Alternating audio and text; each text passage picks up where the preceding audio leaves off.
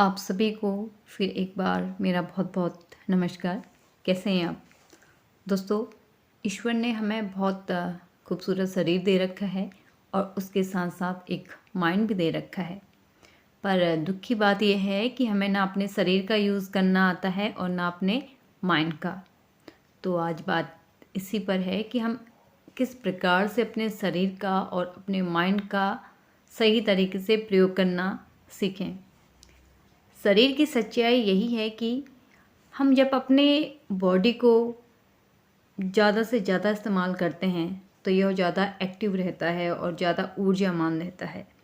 हम सभी ने यह अनुभव किया होगा, जब हम काम करते हैं तो हमारे शरीर में एक अलग प्रकार की ऊर्जा पैदा होती रहती है और जब हम बैठे रहते हैं तो हमारे शरीर में एक अलग प्रकार की ऊर्जा रहती है।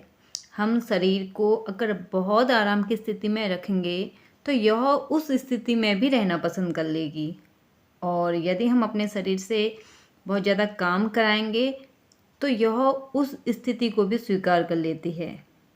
हमारा शरीर दोनों ही स्थिति और आदतों को स्वीकार करने में एकदम परफेक्ट है। हमें यह ज्ञात होना चाहिए कि हमारा जो शरीर है वह एक मशीन की भांति है।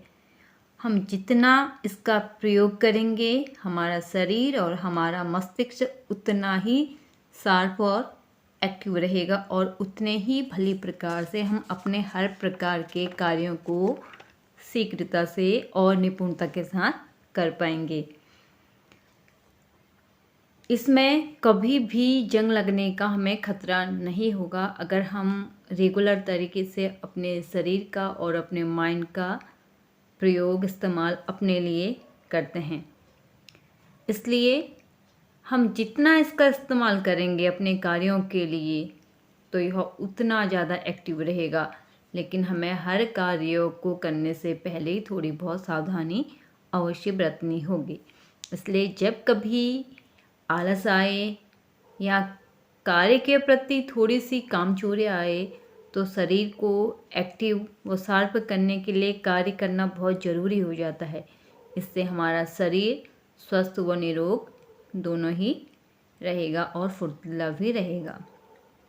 अब बात आती है माइंड की, यानी कि हमारी बुद्धि की।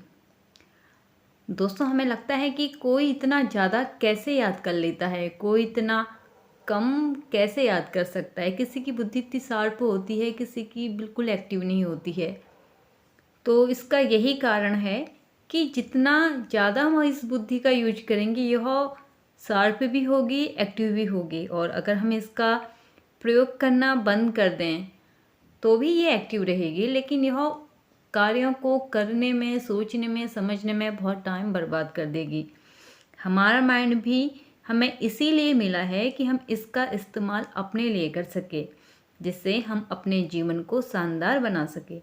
लेकिन हमारा माइंड उन्हीं चीज़ों में विश्वास करते आया है जो बचपन से हम सुनते आ रहे हैं और पढ़ते आ रहे हैं, देखते आ रहे हैं। किताबी ज्ञान के अतिरिक्त हर एक इंसान का अपना ज्ञान होता है।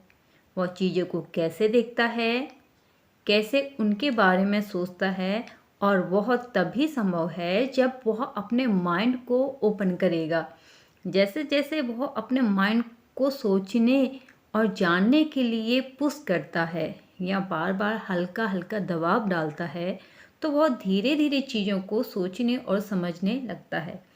और ऐसा करके हम धीरे धीरे हर एक गहरी बात और जीवन की सच्चाई को जानने लगते हैं।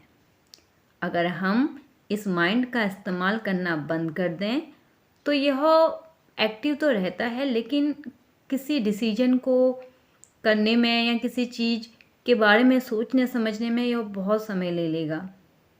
तो इसलिए बहुत ज़रूरी है कि हम अपने माइंड को ज़्यादा से ज़्यादा इसका प्रयोग करें, जिससे यह हमेशा शार्प रहे और हमेशा एक्टिव बना रहे। शरीर और माइंड दोनों का काम रियल में कार्य को करना ही है, और काम को जब यह करेंगे तभी इसमें गतिशीलता आएगी और तभी जो जीवन है वह गतिशील होगा और इसकी गतिशीलता का जीवन का हर एक व्यक्ति को एहसास तभी होगा जब हमारा शरीर और हमारा माइंड दोनों बराबर कार्य करते रहेंगे। आशा है कि यह वीडियो आपको पसंद आई होगी और जो ये ज्ञान है छोटा सा, जिससे मैंने भी बहुत कुछ सीखा और अभी भी सीख रही हूँ, वह आपके लिए भी बहुत अच्छा साबित होगा। फिर आपसे मुलाकात होती है। धन्यवाद।